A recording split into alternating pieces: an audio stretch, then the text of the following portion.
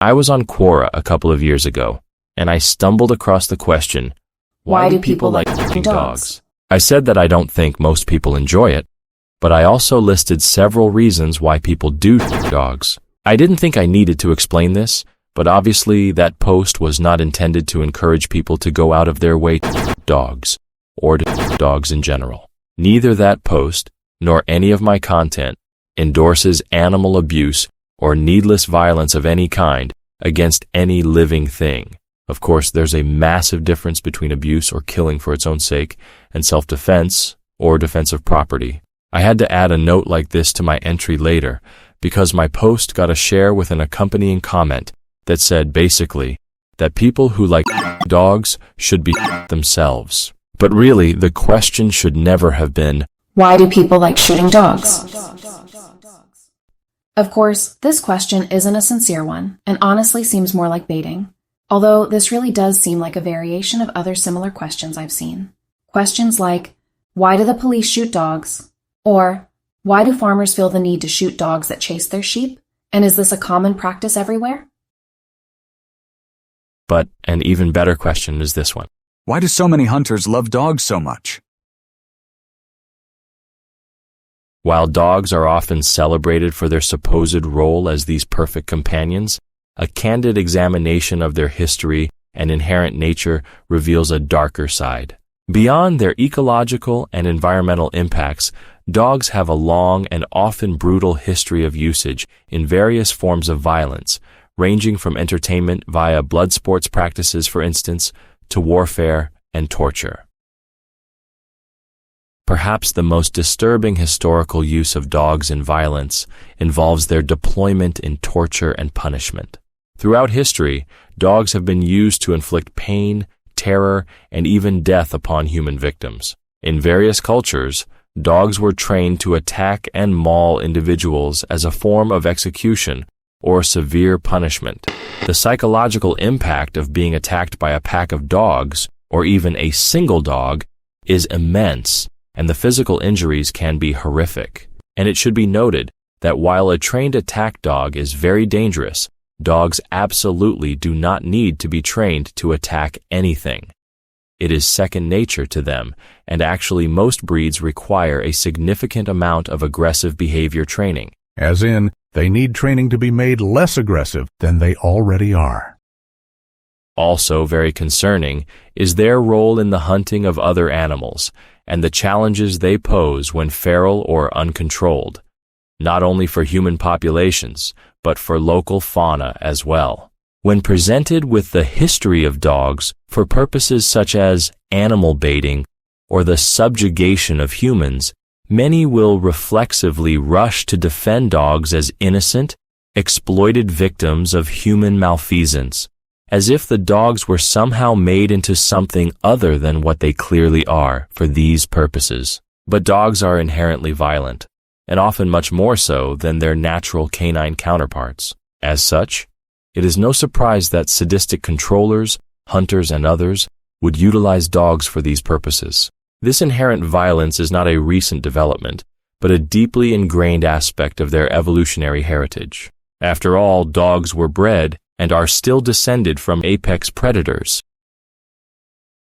Now, recall the Quora entry I referenced at the start of this video. I actually made a much longer video commentary on it a long time ago. That video was titled, "We Are Not Zoo Sadists." Here is a clip.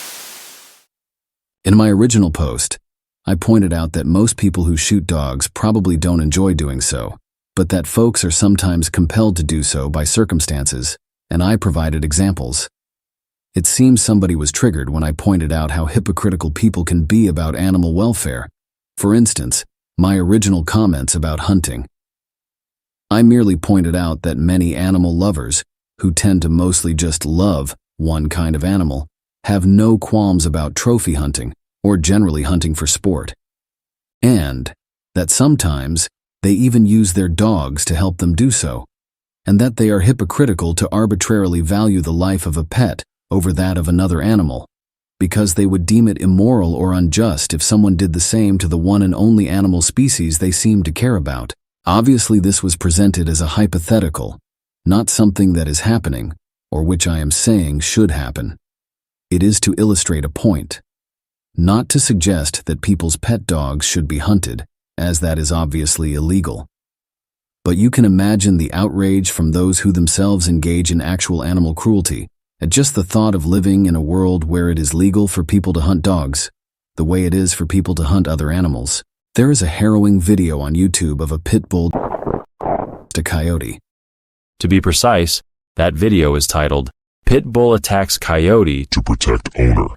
It is still visible, and it is obvious that the likelihood of a grown-ass mutt owner with a vicious pit bull in tow needing protection from a coyote is about as high as the likelihood as being hit by a meteor while a shark is attacking you, right after getting struck by lightning. It wasn't defending the owner, and the dog was torturing the wild canine for no reason, at the behest of its disgusting owner. That is just one example.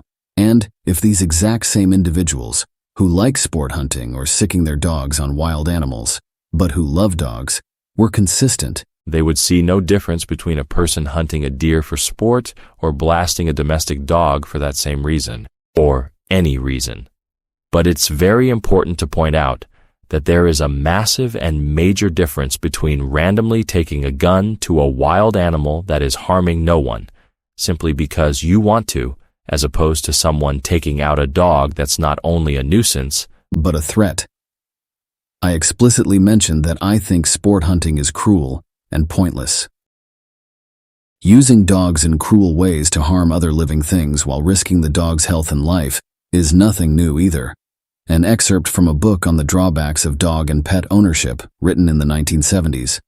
To this day, you will find in the southern states many grown and idle boys playing coon in the hole, an action-filled event which involves tying a raccoon in a hole and sending 3 or 4 dogs after it. The winner is the dog who pulls the raccoon out of the hole, by which time the dogs are badly cut up either by the raccoons or by each other. Cry havoc, and let loose the dogs of war, that this foul deed shall smell above the earth with carrion men, groaning for burial. William Shakespeare. Then, there is this particularly ugly and embarrassing fact about the history of dogs.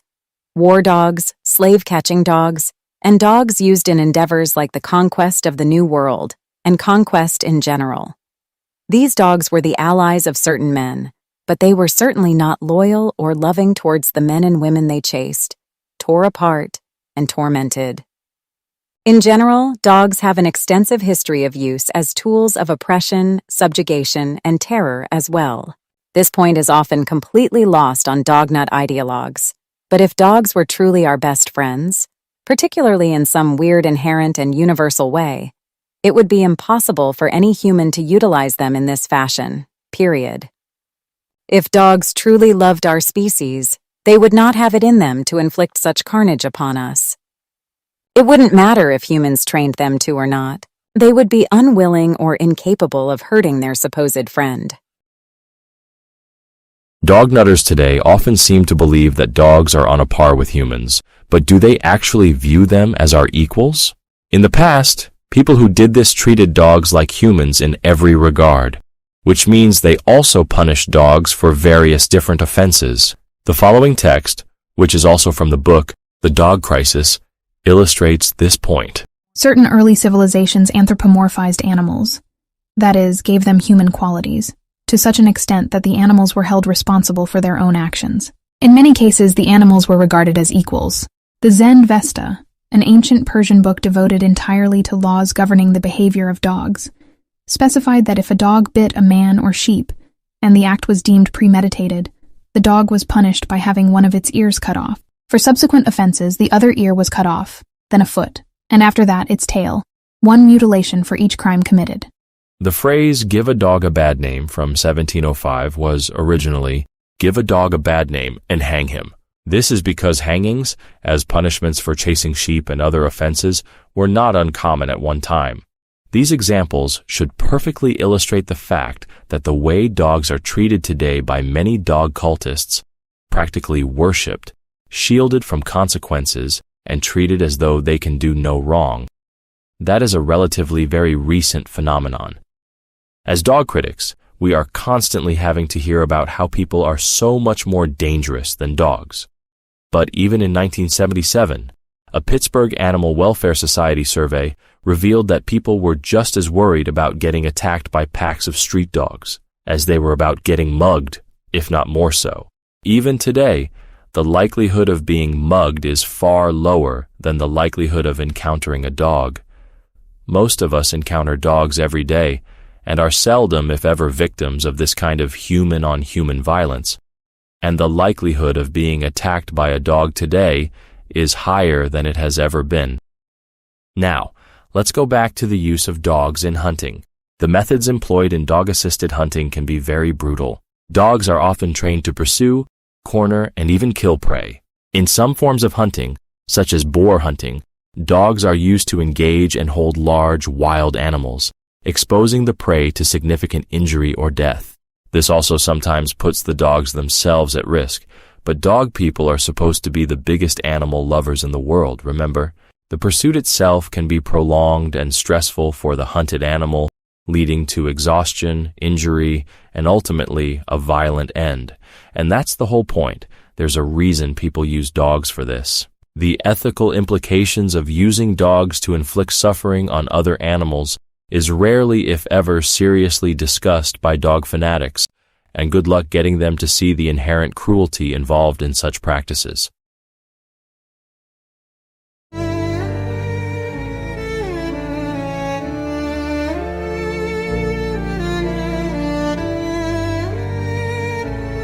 Why is it wrong to eat dogs, but not cows or hogs?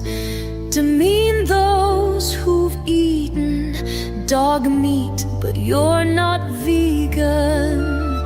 It's very arbitrary. It's entirely arbitrary. Why is it wrong to hunt dogs, but not coyotes or wild hogs? Assume we share your beliefs that dogs shouldn't be beef. It's very arbitrary. It's entirely arbitrary.